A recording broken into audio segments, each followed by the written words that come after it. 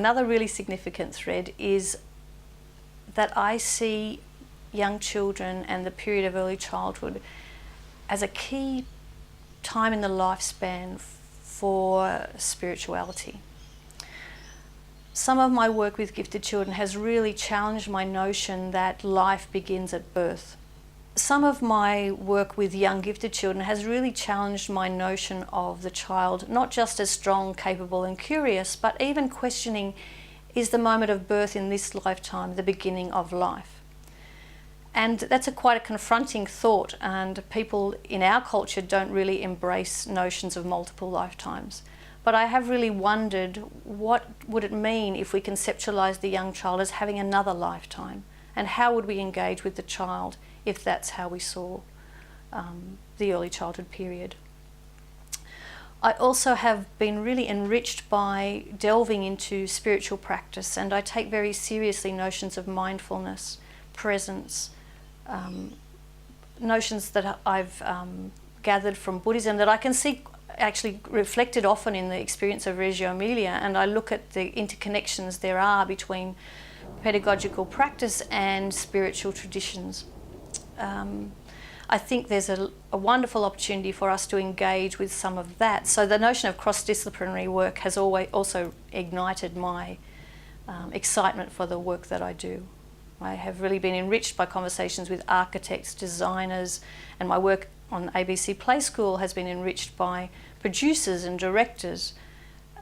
Work with museum designers has expanded my vision of what's possible in different contexts. So I guess I also bring that multidisciplinary perspective to my work in early childhood.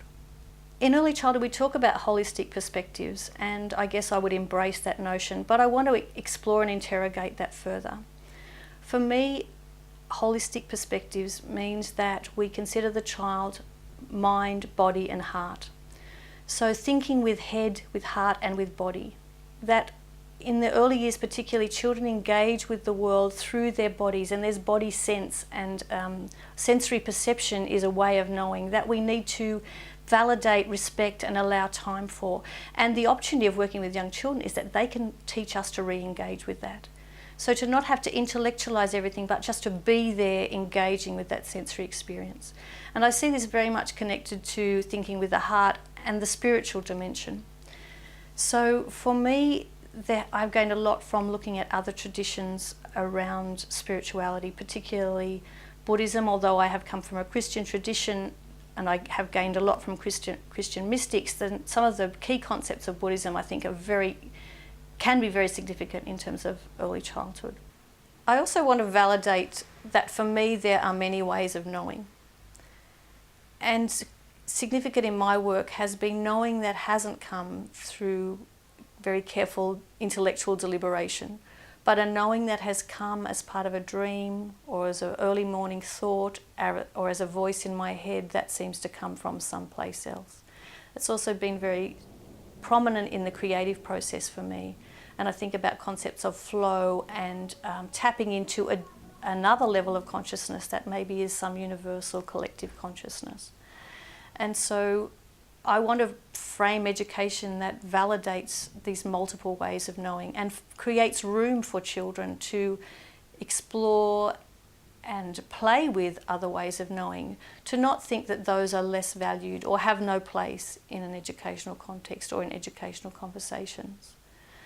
And the notions of wondering and asking questions and responding to children's questions with more questions can help us to create a space for children to explore other ways of knowing. I was relieved when I heard that the nature-nurture debate was put aside, that it wasn't an either-or anymore, and because that's what rang true to me, I always felt that way. But I was also at the same time disappointed that the discussion around brain research seemed to be privileged about the knowledge of how we grow in the nature sense.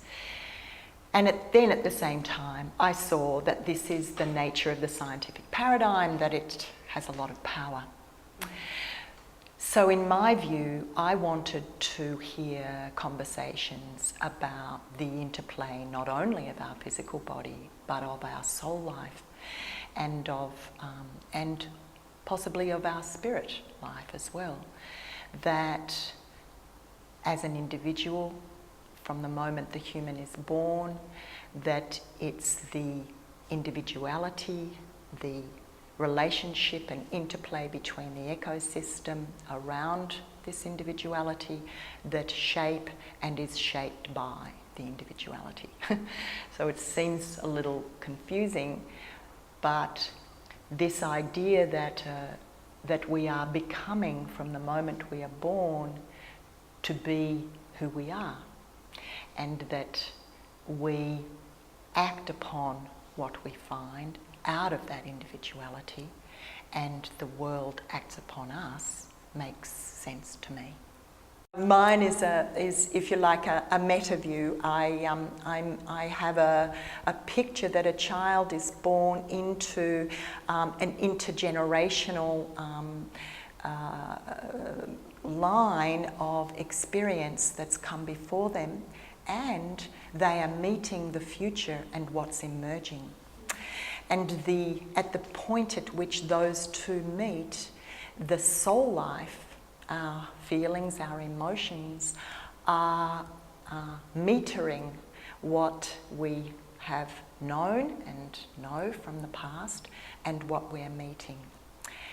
And I also see that we are imbued, our I, if you like, is imbued with spirit, that this sense of spirit, of life force, that's connected in mysterious ways to one another and to all that walk the earth, and of course the land that we walk on, are there to support us in our becoming who we are. So it's against this backdrop that I see children. When I meet the child, it's with this view in mind, and at the same time I see my own becoming as in relationship with that. So I find the mystery fun. Who am I and who are you? And what does this encounter mean? And what can I learn that will support me in my becoming? And of course, the question would be, as an early childhood practitioner, what can I do to support the child to become who they truly are? I like the view that the child chooses to come into a family, to come into a cultural setting in order to become themselves. And I also like the view that the parents choose the child, and that the child comes in order to fulfill its destiny.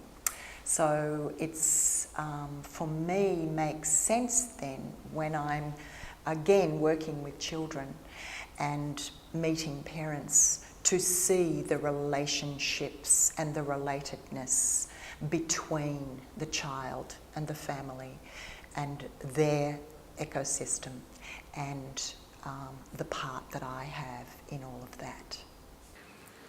The worldview I'm going to talk about is the spiritual, and I have my own ideas about what spirituality means, as does everyone else. It's a concept that everyone has a very personal view about, so I never seek to try and do anything except define it for myself, and I often modify my definition, which started as an idea that everything connects to everything else, which is fairly common, but the overarching idea that I really explore is the notion of everyday spirituality, that spirituality flows through our everyday life and can flow through everything we do. So this is quite powerful. I also think that it connects me beyond the human so too everything in nature. And I started off with a definition that referred to spirituality as a connection to all living things, but I now think it connects to the animate and inanimate. So this is extending all the time, extending and changing. And I think this is the strength of having a worldview which acknowledges the spiritual, that it never stays still. Perhaps I would refer here to the theory of Gilles Deleuze, or Deleuze and Guattari, that spirituality is very much a line of flight. So it's something I take off with, it's something that I float around with, it's something I play with, and spirituality can be seen as a bunch of warm fuzzies, but it's also very contentious. So the line of flight as well, it can soar, it can crash, and in my work, in my life, it can do both things. It can be anywhere. So spirituality comes from the Latin word spirare, to breathe, and of course I don't have to think about breathing, it's something I do. But I could think about this as it applies to spirituality. Is it something I can just take for granted in my life? And I would say that in terms of the EYLF, well, no. It kind of behoves us as people who are involved in early childhood education now to actually think about the spiritual and reflect about it and not take it for granted. So in the EYLF, the spiritual is defined as a range of human experiences including a sense of awe and wonder and an exploration of being and knowing. I think it would be useful if people who work with young children, like I do, just use this as a stepping stone, as a moving off place. And how I started when I began to research spirituality in early childhood settings was to really get people to tell their story, like possibly I was doing just then about my influences. Everyone has a spiritual story, even if it's to tell you about why they haven't got a spiritual story. So pedagogically, if spirituality is a basis for practice, I have to think this for me means a place of complete respect for the other. And if I have respect for the other, it means that everything I do is with awareness. It's a response to what Levinas calls the face of the other. And in fact, if I think about the face of the other, I have already responded. So the demand of the face of the other demands me, it demands a certain response from me. What is that going to be? The demand for the ethical encounter. If I go back to Derrida, who's always influenced me, he talks about hospitality. So pedagogically, what does hospitality look like if I'm welcoming families, if I'm greeting young children? How do I do this? The challenge, I think, pedagogically is to reflect on that sense of joy. It doesn't mean being frantically busy. It means sometimes being with stillness, allowing silences, sometimes just being together.